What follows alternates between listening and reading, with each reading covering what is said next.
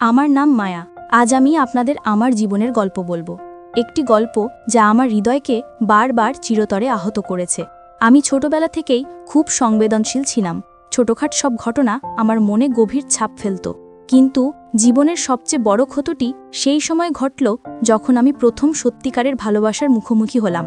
আমি কলেজে নতুন ছিলাম। সেই প্রথম দিনেই চোখে পড়ল আরিজ। ওর চোখে যেন হাজারো গল্প, হাজারো ব্যথা, কিন্তু সঙ্গে ছিল এক অদ্ভুত উষ্ণতা। আমি প্রথমে ভয় পেয়েছিলাম, কেন জানি না, কিন্তু দিনের পর দিন আমাদের বন্ধুত্ব গড়ে উঠল। আমরা একে অপরকে চুপচাপ বুঝতে শিখেছিলাম। কিন্তু জীবন সবসময় সুন্দরভাবে চলেই না। একদিন যখন আমরা একা বসে গল্প করছিলাম, আরিজ হঠাৎ বলল, মায়া, তুমি জানো না, আমার জীবনে সবকিছু ঠিক নেই। আমি তোমাকে চাই, কিন্তু আমি নিজের জীবন সামলাতে পারি না। আমার হৃদয় যেন ভেঙে গেল। আমি চেয়েছিলাম তাকে বোঝাতে যে আমি পাশে আছি, কিন্তু সে শুধু চলে গেল। সেই দিন থেকে আমি বুঝতে শিখলাম, ভালোবাসা মানে সবসময় পাওয়া নয়, অনেক সময় তা মানে হলো ছাড়া দেওয়া এবং মনেও রেখে দেওয়া। তারপর দিনগুলো কেটে যেতে লাগলো। আমি ক্লাসে, বাসায়, কোথাও একা থাকতাম। মনে হতো যেন পৃথিবীটা শুধু আমার জন্য শূন্য হয়ে গেছে। আরিজের স্মৃতি যেন প্রতি মুহূর্তে আমার সাথে ছিল। আমি নিজেকে ডেকে বলতাম, মায়া, তুমি শক্ত থাকতে পারবে, তুমি আরও ভালোবাসতে শিখবে। কিন্তু সেই ব্যথা সহজে কমছিল না। আমি বুঝতে পারলাম, জীবনের সব গল্প সুখের নয়। কিছু গল্পের মধ্যে থাকে শুধু বেদনা, নিঃসঙ্গতা এবং হারানো ভালোবাসার স্মৃতি। আমি এই গল্পটি বলছি কারণ হয়তো আমার ব্যথা শোনার পর কেউ বুঝবে, ভালোবাসা মানে কখনো কখনো অপূর্ণতা এবং হারানো, এবং সেই অভিজ্ঞতাই আমাদের সত্যিকারের মানুষ বানায়।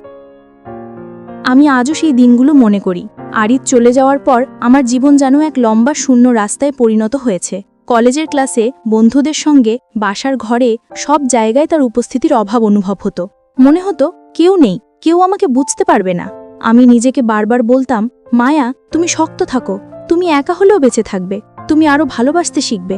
কিন্তু সেই কথাগুলো মনে আঘাতের মতো প্রতিধ্বনি করত। প্রতিটি রাত ছিল এক টুকরো অন্ধকারের যাত্রা। ঘুম আসত না। চোখ বন্ধ করলেই আরিজের মুখ চোখের সামনে ভেসে উঠত। সেই হাসি, সেই চোখ, সেই নীরব কথাগুলো সবকিছু যেন আমাকে ধ্বংস করতে চেয়েছিল। আমি বন্ধুদের সঙ্গে কথা বলার চেষ্টা করতাম। তারা বলতো, সময় চলে যাবে, সব ঠিক হয়ে যাবে। কিন্তু সময় কেবল ক্ষত আরও গভীর করে দেয়। আমি বেদনা লুকানোর চেষ্টা করতাম, কিন্তু হৃদয় থেকে তা বের হওয়া বন্ধ করেছিল না। একদিন আমি নদীর ধারে বসেছিলাম। হাওয়া হালকা, জলে সূর্যের প্রতিফলন, কিন্তু আমার হৃদয় ভরা বেদনা। আমি নিজের সঙ্গে কথা বললাম, মায়া, তুমি কেবল শক্ত থাকো, তুমি বাঁচছ, কিন্তু তুমি কি কখনো আরিজকে ভুলতে পারবে? উত্তর ছিল না। আমি জানতাম এই বেদনা আমার সঙ্গে চিরকাল থাকবে। ভালোবাসা মানে সবসময় সুখ নয়। কখনো কখনো ভালোবাসা মানে হারানো, অপেক্ষা এবং নিজের মধ্যে বেঁচে থাকা। পরের দিনগুলোতে আমি ধীরে ধীরে শিখলাম, আমার স্মৃতি, আমার বেদনা, আমার অনুভূতিগুলো আমাকে আরও মানুষ হিসেবে গড়ে তুলেছে। আমি শিখলাম, কখনো কখনো একজনকে ছাড়া দিতে হয়, তার ভালোবাসাকে মনে রেখে বাঁচতে হয়। আরিজ চলে যাওয়ার পর আমার দিনগুলো যেন একইভাবে একে অপরের অনুলিপি হয়ে গেল। সকাল আসে, কিন্তু সুখ নিয়ে আসে না। রাত আসে, কিন্তু শান্তি দেয় না। আমি ঘুরে ঘুরে একাই থাকি, মনে মনে আরিজের কথা ভাবি। ক্লাসে বসে আমি চেষ্টা করি মনোযোগ দিতে, কিন্তু মনে হয় সবকিছু ফাঁকা। আমার চারপাশের মানুষজন হাসে, কথা বলে, আর আমি শুধু দেখেই যাই। মনে হয় যেন আমি এক অদৃশ্য মানুষ। কখনো কখনো আমি আমার ঘরে বসে কেবল জানালা দিয়ে বাইরে তাকাই। পাখি উড়ে যায়, শিশুরা খেলে, মানুষজন তাদের জীবনে ব্যস্ত, আর আমি একা। আমি নিজের সঙ্গে কথা বলি, মায়া, তুমি কি শক্ত থাকো, তুমি একা হলেও বাঁচতে পারো? কিন্তু উত্তর আসে না। একাকিত্বর এই অনুভূতি আমাকে ভেঙে দেয়, কেবল বেদনার দৃষ্টান্ত রেখে যায়। আমি ধীরে ধীরে বুঝতে পারি, হারানো ভালোবাসা কখনো মুছে যায় না। সেটা থাকে হৃদয়ে, মনে, জীবনের প্রতিটি মুহূর্তে। একদিন আমি কলেজ থেকে ফিরে এসে দেখি আমার কক্ষে শুধু নীরবতা। আমি বসে কেবল অভিস্মৃতি মনে করতে থাকি। মনে হয় যেন সে পাশেই আছে, কিন্তু যখন চোখ খুলে দেখি, শূন্যতা। সেই শূন্যতা আমাকে কাঁদায়, কিন্তু আমি বাইরে কাউকে জানাই না। আমি লিখতে শুরু করি, কাগজের ওপর সব বেদনা ঢেলে দিই। আরিজের কথা, হারানোর ব্যথা, একাকিত্ব, সবকিছু। লেখা আমাকে কিছু তো শান্তি দেয়, যদিও কষ্ট কমে না। প্রতিটি শব্দ আমার হৃদয় ছেড়ে বের করে, আর আমি নিজেকে বলি, মায়া, তুমি একা হলেও বেঁচে আছো, এই বেদনাই তোমাকে মানুষ করেছে। এইভাবে দিনগুলো কেটে যেতে থাকে। একাকিত্ব, স্মৃতি আর নীরব বেদনা, তিনটি আমার প্রতিদিনের সঙ্গী হয়ে গেছে। আমি বুঝতে পারি, জীবনে কিছু ভালোবাসা কখনো পুরোপুরি পাওয়া যায় না, কিছু ভালোবাসা শুধু মনে রেখে বাঁচতে হয়। দিনগুলো কেটে যাচ্ছিল, কিন্তু অভির স্মৃতি আমার সঙ্গে লেগে থাকত। আমি নিজেকে বলতাম, মায়া, তুমি নতুন জীবন শুরু করো, এই বেদনা থেকে মুক্ত হও। কিন্তু মনে হতো মনে এখনও সে বসে আছে পাশে, আর আমি তাকে হারিয়েছি। আমি ধীরে ধীরে চেষ্টা করতাম নতুন বন্ধুদের সঙ্গে বেশি সময় কাটাতে। ক্লাসে হাসি, ক্যান্টিনে গল্প, সবই চেষ্টা ছিল আমার মনকে অন্যদিকে ঘোরানোর। কিন্তু যখন রাত হয়, আমি একা ঘরে ফিরে আসি, তখন আবার সবকিছু মনে আসে। সেই স্মৃতির ভাঙা ছবি যেন আমার চোখের সামনে ভেসে ওঠে। একদিন আমি বাইরে হাঁটছিলাম, বাতাস ঠান্ডা, পাখিরা চুপচাপ। হঠাৎ মনে হলো আমি কোথাও যাচ্ছি না, অভির ছায়া আমার সঙ্গে হাঁটছে। আমি নিজেকে ধরে বললাম, মায়া, তুমি শক্ত হও, তুমি বাঁচছ। কিন্তু কেন মন এখনো ভাঙছে? আমার এই বেদনাকে দেখার কেউ নেই। বন্ধুদের সঙ্গে আমি হাসি, কিন্তু ঘরে একা হয়ে কেবল কাঁদি। আমি বুঝতে পারলাম কিছু ক্ষত কখনো পুরোপুরি সেরে যায় না। হারানো ভালোবাসা, নীরব ব্যথা এবং একাকিত্ব, এই তিনটি আমাকে চিরকাল ধরে রাখবে।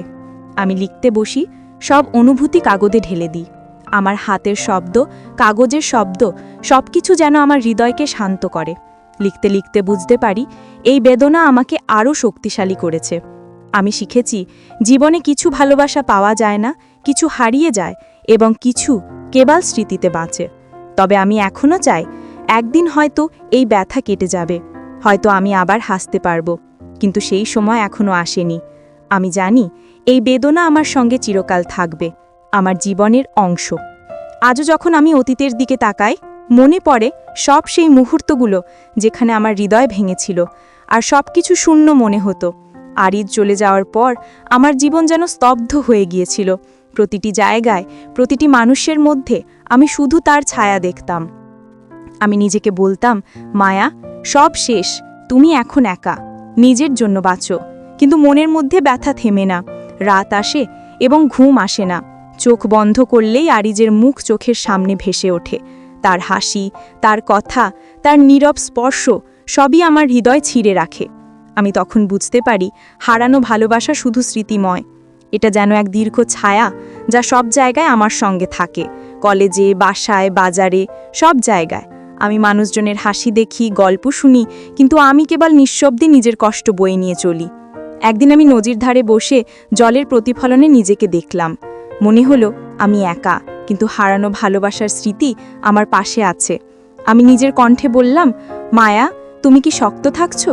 তুমি কি এই ব্যথার সঙ্গে বাঁচতে পারছো? আমি জানি ব্যথা চলে যাবে না। হারানো ভালোবাসা, একাকিত্ব, নিঃশব্দ বেদনা সবই আমার অংশ।